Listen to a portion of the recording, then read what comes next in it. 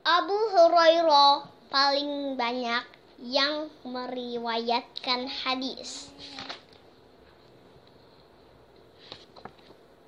Siang berlalu, malam pun tiba. Beliau meletakkan kucing kesayangannya di atas pohon. Setelah itu beliau pulang ke rumah. Inilah kebiasaan beliau hingga diperoleh julukan Abu Hurairah. Abu Hurairah ad-Dausi al-Yamani berasal dari kabilah Daus di Yaman. Di kabilah Daus ada seorang sahabat yang bernama Taufail bin Amru ad-Dausi. Taufail pernah bertemu dengan Rasulullah sebelum Rasulullah hijrah dari Makkah ke Madinah. Taufail berdakwah agama Islam kepada kabilahnya. Namun saat itu tidak ada satupun yang menerima Islam di kabilah Daus kecuali Abu Hurairah. Pada tahun ke-7 Hijriah, Abu Hurairah memutuskan untuk pergi meninggalkan kota asalnya. Saat itu Abu Hurairah berusia 26 tahun. Beliau memutuskan hijrah ke kota Madinah.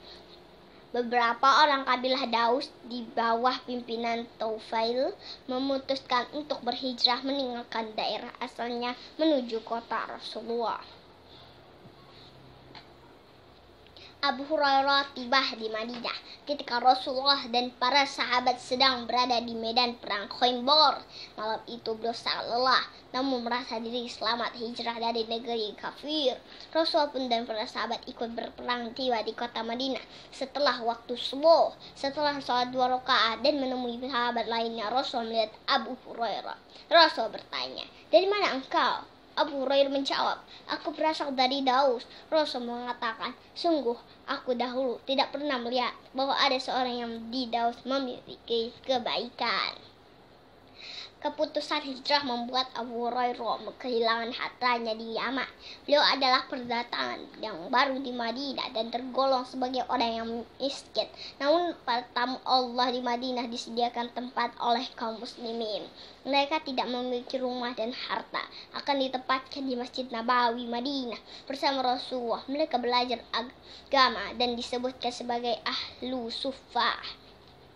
Jika Rasulullah makan, ahli suffah juga makan. Jika Rasulullah lapar, ahli suffah juga lapar. Para ahli suffah mendapatkan makanan dari Rasulullah dan keluarganya. Abu Hurairah sangat rajin mengikuti pelajaran. Beliau selalu hadir mendengarkan Rasulullah. Abu Hurairah paling faqih di antara ahlu suffah. Beliau terus bersama Rasulullah dan disebutkan mulazamah. Setiap hal beliau hafal persebutan maupun lafal. Memberi terus ke beliau diuji oleh Allah. Beliau sering merasa lapar sejak hidup di Madinah. Abu Hurairah sangat sabar dalam atas ketetapan Allah. Abu Hurairah pernah mengikat batu di perut beliau yang kelaparan. Hampir beliau pingsan saat itu hingga mendapatkan makanan. Saking laparnya, Abu Hurairah duduk di pinggir jalan yang sering dilewati para sahabat. Lewatlah Abu Bakar. Pertanyaan tentang agama dilontarkan. Selesai dijawab, Abu Bakar pun pergi. Kemudian datanglah Umar. Hal yang pun sama hingga selesai Umar pun pergi. Kedua sahabat mulia tersebut tidak mengerti maksud yang kondisi Abu Hurairah. Kemudian datanglah Rasulullah dan memahami yang maksud betapa laparnya sang sahabat. Rasul mengajak Abu Hurairah ke rumah beliau. Sungguh senang Abu Hurairah melihat satu bejana susu. Rasul pun memerintahkan untuk memanggil ahlu suffah. Hatinya sempat bertanya, kenapa harus memanggil mereka? Abu Hurairah yang sangat lapar berharap susu segera dituangkan karena ketaatan kepada Allah juga perintah Rasulullah. Perintah pun dilaksanakan dengan penuh ketaatan. Para ahli suffah pun senang minum susu yang telah dituangkan oleh Abu Hurairah. Mereka sudah pun kenyang hingga hanya satu lagi, yaitu Abu Hurairah. Rasulullah mengambil bejana tersebut kemudian meletakkan di tangan beliau dan melihatku.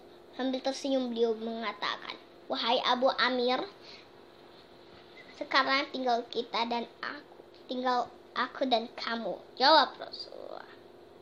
Kata Rasulullah, Aku memenuhi panggilanmu, wahai Rasulullah. Jawab Hurairah, duduklah dan minumlah.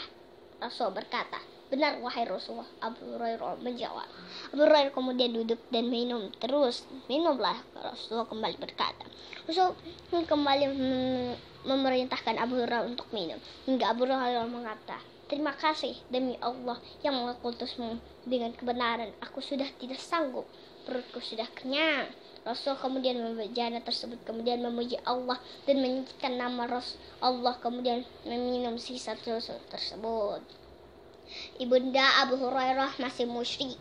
Meskipun Abu Hurairah terus berdakwah agar ibundanya masuk Islam, namun justru perkataan buruk terlontar kepada Rasulullah SAW. Sambil menangis, Abu Hurairah menemui Rasul, berharap tulus doa agar ibundanya mendapatkan hidayah. Rasul berdoa, ya Allah, berikanlah hidayah kepada ibunda Abu Hurairah. Setelah itu Abu Hurairah bergegas menemui ibunya. Pintu rumah tertutup ketika Abu Hurairah tiba. Mendengar langkah Abu Hurairah, ibunda berkata, tetaplah di tempatmu wahai anakku. Gemercik ayat terdengar, kemudian sang ibu keluar dengan pakaian muslimah, syahadat dan terucap, asyhadu an la ilaha illallah wa asyhadu anna Rasulullah. Sungguh bahagia Abu Hurairah. Kemudian beliau segera menemui Rasul. Setelah mendengar kabar gembira, Rasulullah kemudian berdoa, ya Allah, jadikanlah hambamu ini, Abu Hurairah dan ibunya, orang yang dicintai oleh kaum mukmin, dan mereka berdua juga cinta kepada kaum mukminin. Pada suatu hari Abu Hurairah sangat lapar. Di luar kebiasaan, beliau pun keluar bertemu dengan orang-orang yang juga lapar. Beliau mendatangi Rasulullah dan mengadu rasa lapar. Rasul mengeluarkan wadah yang berisi kurma. Setiap orang diberikan 2 buah sembari Rasul berkata, makanlah 2 buah kurma ini dan perbanyakkan minum air, maka akan mencukupi untuk hari ini. Beliau hanya makan 1 buah, lalu 1 lagi disimpan. Rasul bertanya, untuk apa kau simpan kurmamu? Aku simpan ini untuk ibuku, Abu Hurairah menjawab. Rasul mengatakan, makanlah semuanya, akan kuberikan tambahan ini untuk ibumu, 2 buah kurma. Abu Hurairah belajar bersama Rasul hanya 4 tahun, penuh manfaat. Dari tahun ke-7 Hijriah hingga Rasulullah wafat, lebih dari 500.000 hadis beliau riwayatkan. Abu Hurairah ahli hadis membagi malam menjadi 3 bagian. Ada bagian untuk membaca Al-Quran, untuk tidur, dan mengulang hafalan hadis.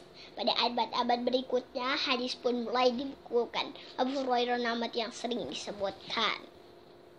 Abu Hurairah hidup hingga 47 tahun setelah wafatnya Rasulullah.